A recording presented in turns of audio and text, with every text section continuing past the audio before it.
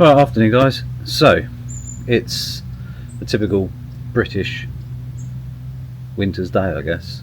A bit miserable, the light's rubbish, and well, I was shooting with the Sony A1 and the 200 to 600 the other day. It was similar to this.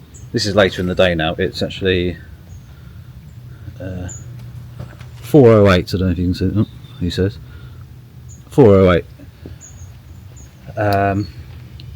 Main benefit with the RX10 over the A1 with the 200 to 600 on is the fact it's a 600 f4. So unless you've got 12, 13 or 14 grand or whatever it is for a 600 f4, which does obviously have certain benefits, it just means we can shoot a lower ISO compared to the other lenses.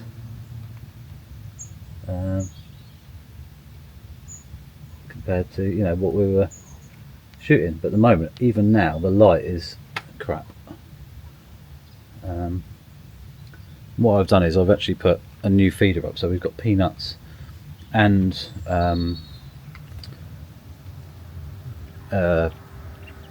sunflower hearts. Sunflower hearts I absolutely love. But we did have a woodpecker the other day, so I was hoping the peanuts might attract the woodpecker back.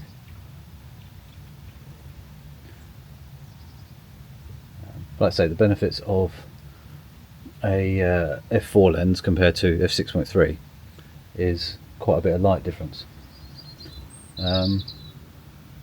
So I've got to find a bird that will hang around for a moment.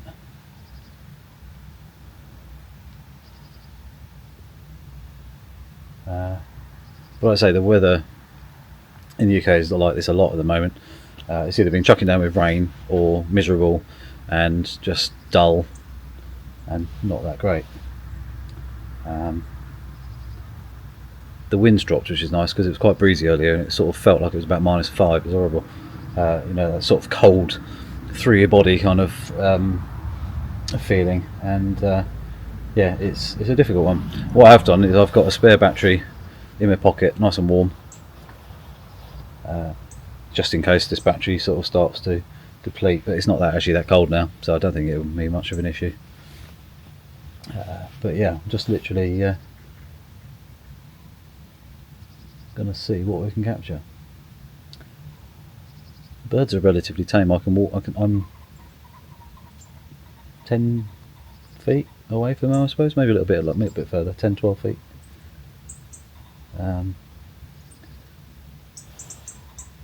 They're definitely cold because they're fluffed up. The blue tits look well funny, but it's a case of they're so quick. Oh, the robin's here. Where's he gone? This is where the light's crap. I can't. I've never seen a robin hover.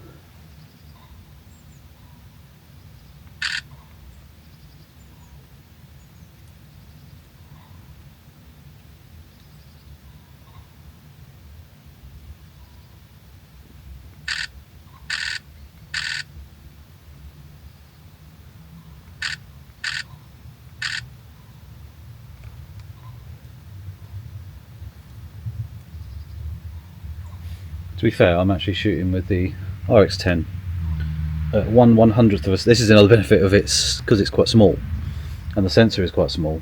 You don't get the issues. Especially, I mean, the problem is if you've got fast-moving birds, you need the shutter speeds. But because they're sort of standing around on the branches and stuff, it's you can get a shot, especially robin. They sit for a bit. The blue tits are a bit more difficult, but there's no light now. It's literally, it doesn't look that bad on screen, but it's dull. I mean, to get 1/100th of a second at f4, I need ISO 3200. So just to show you that the lack of thing. So I'm actually going to stick it up to ISO 6400 to give me at least 1/250th of a second.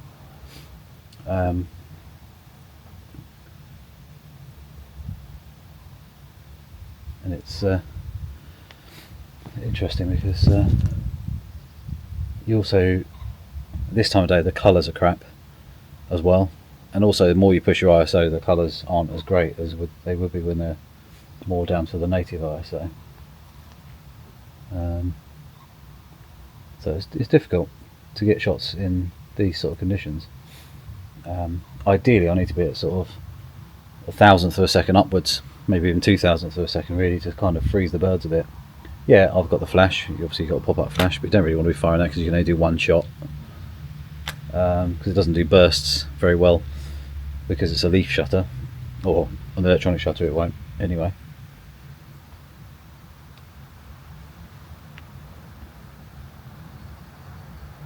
Can I get the bird? There we go.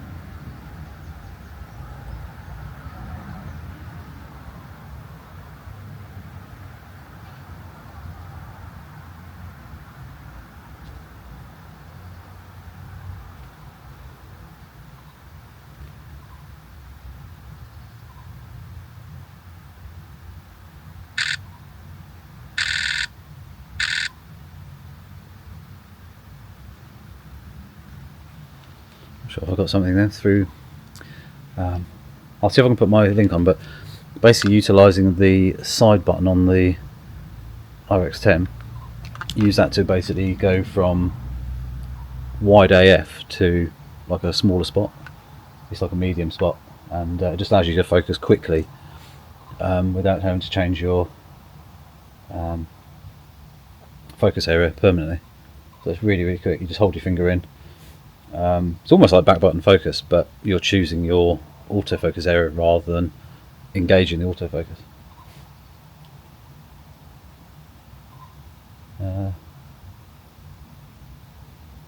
Just need some birds to come back now. They seem to. Today I came out here earlier briefly, and there was none at all. When I first put the feeder back up, because it was both they'd emptied the sunflower heart, sorry. They'd emptied that one, so I refilled it, and within 2 minutes they were all back having a munch. So that was quite good. But yeah, main benefit of this is that we can get faster shutter speeds. You've got a little bit more in focus naturally due to the smaller sensor, and that also helps you as well. So if you were to have a 600 f4, you'd probably have a lot less in focus, which doesn't always make your pictures look better. Sometimes you need to stop down, and to get some of the shots I've taken with this have been better than any of the other shots I've taken with any other camera. So you know, it's certainly a bit of kit, even though it's so old now, but it still holds its own generally. Obviously now I'm shooting at ISO 6400. I'm going to be using some noise reduction, but when I go into post I'll show you the noise difference between before and after, just kind of, so you can kind of see how good the software is now.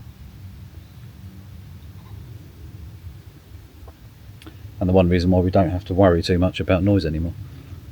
Now they've kind of sorted it out on Photoshop and all the other like Topaz denoise and other programs like that. So it's quite an interesting way. Quite interesting the way photography has gone, and it's just better for everyone. You know, you can use a lot cheaper cameras. You can, you know, smaller sensors that aren't as good in low light as they would be compared to a full frame, etc., etc. So huge benefits in software. Obviously, ideally, if we can get the shot in camera and just use it, it's better, because you haven't got, there's a lot less time wasted sitting in front of a computer. You can just be carrying on shooting. I do try and edit as little as possible, but obviously noise reduction is very helpful. Oh, the fire's just lit itself.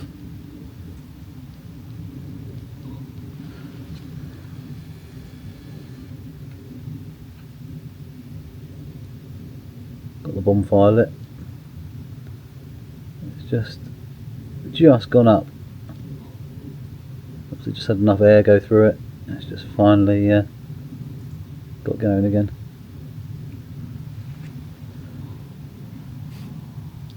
It's just now like with all wildlife, is just patience.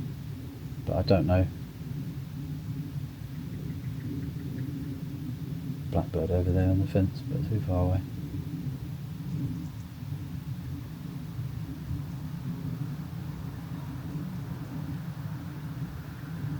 Just to kind of give you an idea, on a sunny day you'd be shooting ISO 100.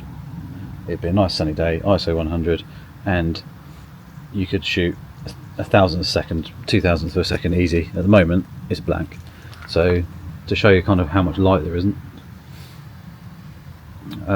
we would have to be shooting at, to get a decent exposure, one quarter of a second, just to show you the kind of light we don't have. So if I was to shoot with f6.3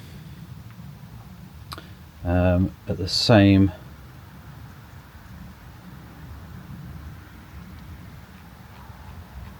so I was shooting on ISO 6400, 1/500th of a second at f4.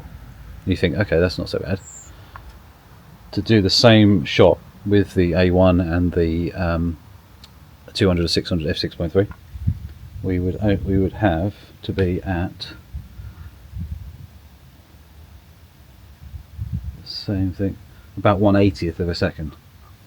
So that's a huge difference. Or if I wanted 1/500th of a second, which is more realistic, we would have to be, well, way above like ISO 16,000 or something. I've gone to the limit of the RX10 at 12,800 and I can't go any further. So yeah, different, for example. So yeah, light is key, and having that f4 lens, it makes a huge difference. But I think that's kind of it for the day, because they're not here. I've got a couple of shots, so we're going to have a look at them on the computer, and hopefully try it again on a better day. Monday apparently is supposed to be sunny, so we never know, we might get a bit decent light. But the rest of the weekend is like this, dull, not particularly colourful skies. I don't know if we can go right around this way. Yeah, you should be able to see how boring the sky is, that's for sure.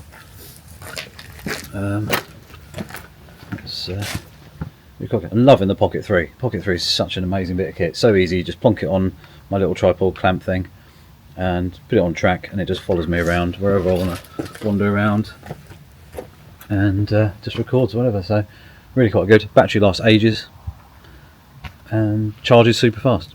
Win-win situation. Quality is awesome. 1-inch sensor as well. So the same size sensor that the RX10's got in it, put in there. So yeah, good for low light as well, which is not in low light mode. It's not dark yet, so but you have a low light option as well, and it's only 10 I think 9 point something megapixels, so 10 megapixels. So it's better in low light generally for filming, so that's really good. Well guys, I think I'm going to hop on the computer and see what we've got, and we can have a look at the quality difference, how much noise we're going to have in some of these images that I've taken. I've been taking a few, so and versus what Photoshop can do to it and fix it, hopefully. So I'm going to go in. This is lacking birds and lacking light, so anyway, let's go indoors. Right guys, so as you can see here over on the right hand side, we have the settings from the camera. I was shooting 1/160th of a second, handheld, f4, and ISO 3200, 220 millimeters, but in reality 600, due to the equivalent zoom range of the RX10 Mark IV. So if it was a full frame sensor, it would be 220 apparently for the size of the lens, but the lens gives us 600 millimeters. So really usable. Not the best shot in the world because the robin was just sitting there looking around, but as you can see here at the minute, with a couple of adjustments. One was the highlight, so if I go back to 0 and bring that back up, you can actually see a little bit of grain, and actually that's not too bad. Obviously if you zoom in like that, you're going to see noise and colours aren't as prominent as they would be if they were ISO 100, for example. So to fix the picture, we're just going to boost the highlights slightly, drop down the blacks very slightly,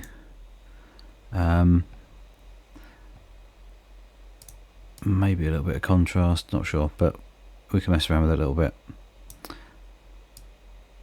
Exposure up a little bit, and there we go. I mean, that as an image doesn't look too bad, but as you can see here, if we look around this area up here, we do have quite a bit of grain. So Photoshop and all the other programs now, the up-to-date ones, all have a fantastic denoise add-on or program that allows us to now basically have better quality images, even if the sensor was a little bit grainy, and we had to shoot really high ISO because the light wasn't brilliant. So now, as you can see here, it's a lot better. I didn't focus on his eye at all, so it's going to be soft over there, but the detail we're looking at is these feathers here look pretty good. Generally the image is sharp, but as you can see there, it's still not perfect, but it's given us a much better image, which is actually quite nice. We could sharpen it up a little bit, and we could go to effects and just crank up the clarity a little bit, and maybe the texture, and then we do have a little bit more of a sharper image. And that's the whole point of having raw. It means you can actually mess around with the settings and get better shots. Color temperature, I don't even know what was that, 5800, so we could warm it up slightly, could add a bit more vibrance maybe, and there we go. It's as simple as that, and as we go, it doesn't look too bad as a shot. It's not perfect obviously, but considering the light, which was crap, it wasn't too bad at all. Right, the next one is going to 883. This shot here, shooting through quite a bit actually of undergrowth, but as you can see here, we're shooting at ISO 6400 now, even pushed it even more, shooting into a bit of backlighting. You can see there it is quite noisy. It's not good really, but it's still sharp. You can see the details there, so that's good. So what we're going to do now is push auto levels just to see what goes on. That brings out quite a bit actually, to be fair. We're going to go effects, and then we're going to go to details as well. We're going to click denoise, and we're going to leave it at 4. Should we do 50? Maybe let's push it to 50 and see how that looks, just because it's a lot higher ISO. And then we can mess around with the exposure a bit more and see how it looks. But there's a lot of colour artifacts and stuff going on now. You can see up on the top left, for example. Oh, there you go. Okay, so vibrance is up a little bit. We're going to go to the light. We're going to actually bring down the shadows to get rid of those. See the colour artifacts up there. Going to bring it down a little bit.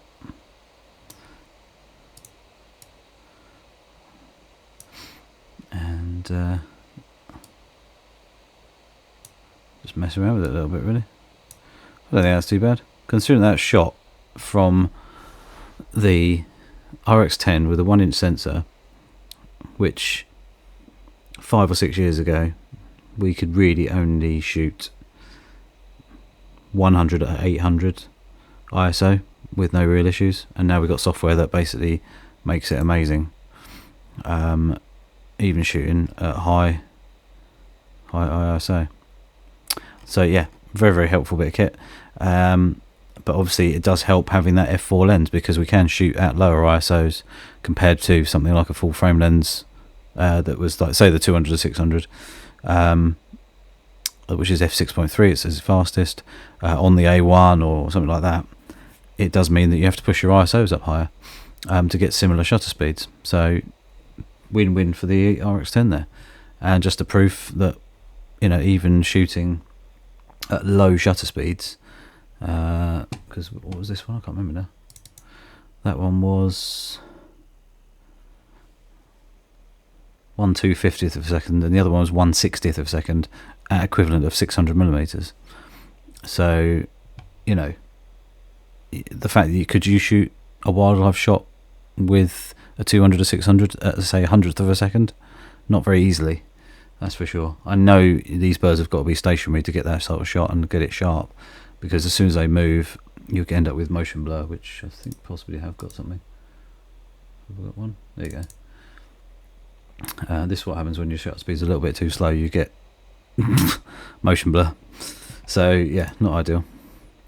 But yeah, that's it. So yeah, just shows you what you can do very, very quickly and easily in Photoshop or other programs out there, depending on what you use. So anyway, let's go. See you later.